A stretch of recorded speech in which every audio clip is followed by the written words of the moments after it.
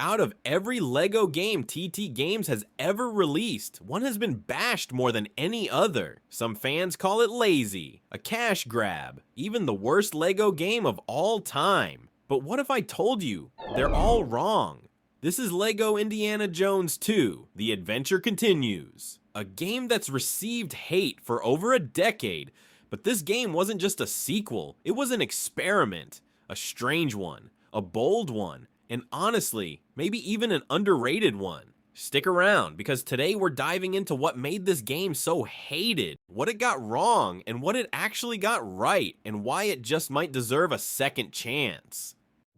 First, let's talk about why LEGO Indiana Jones 2 gets dragged so hard. And honestly, the biggest and most glaring issue is the levels themselves. Each of the 6 hub worlds follows the exact same cookie-cutter structure. 5 short single-room levels. Every hub includes a wave fight, a vehicle mission, and ends with a boss battle. Every single time. The result, every movie arc feels choppy, formulaic, and, let's be real, pretty much identical. And just to pour salt in the wound, TT Games removed all collectibles within the levels that were in the original game. No more mini-kits, no more parcels. No hidden secrets that reward exploration. The gameplay becomes one-dimensional and forgettable. Compare that to the first LEGO Indy game. Long, intricate levels with branching paths, puzzles, and collectibles everywhere. Each level felt like its own adventure, both in structure and setting. That sense of discovery, totally gone. And then there's the story content itself.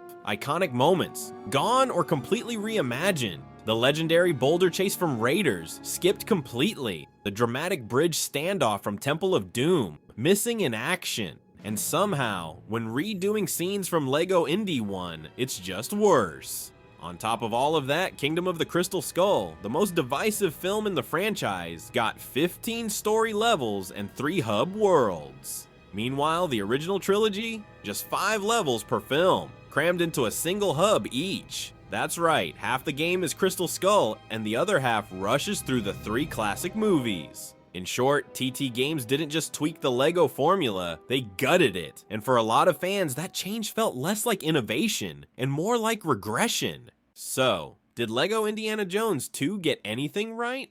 Actually, yeah. And what it did get right might have changed LEGO games forever. First off, let's talk about the hub worlds. Until this point, TT Games' hubs were simple, but beloved and iconic. You had a small area to walk around, pick your level, buy characters and extras, maybe watch some cutscenes, or look at your completed mini-kit builds. That was the formula.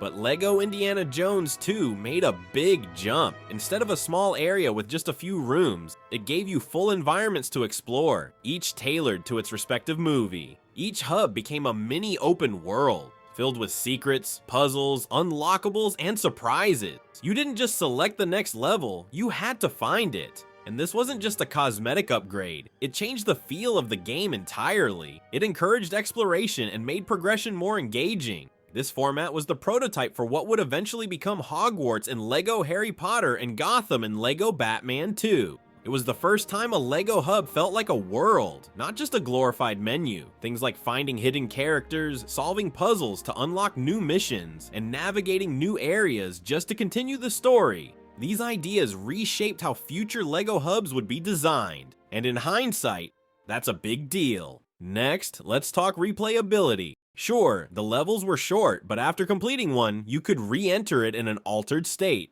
Usually at night, with a new layout, different puzzles, and fresh challenges. Sure, it wasn't perfect, and some of these alternate versions were more compelling than others. But the concept was brilliant. It turned simple missions into evolving experiences, and added a whole new layer of depth.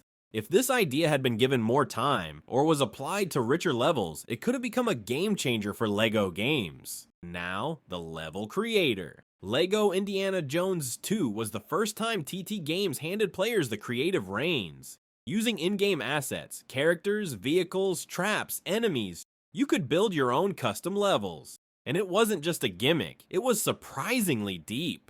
This was a full-on sandbox mode, a creative tool set that could have launched an entire community had it been supported long-term. You could build, edit, test, and play through your own LEGO adventures, hours of gameplay completely outside the main story. Unfortunately, this feature only returned in LEGO Harry Potter 1 to 4, and after that, it vanished, which is a shame because it had real potential to become a core part of the LEGO game experience. So yeah, LEGO Indy 2 stripped away a lot of what made the first game great, but it also introduced ideas that would go on to shape the future of the series. It stumbled, but it stumbled forward. The game took some big risks, and not all of them paid off, but the ones that did, especially the hub worlds, laid the foundation for some of the most beloved features in modern LEGO games. And honestly, I'd rather see a game try something new and imperfect than just repackage the same formula just a year later. LEGO Indiana Jones 2 might not be the best LEGO game, but it's definitely one of the most experimental and innovative. But what do you think? Let me know in the comments below, and I'll see you next week.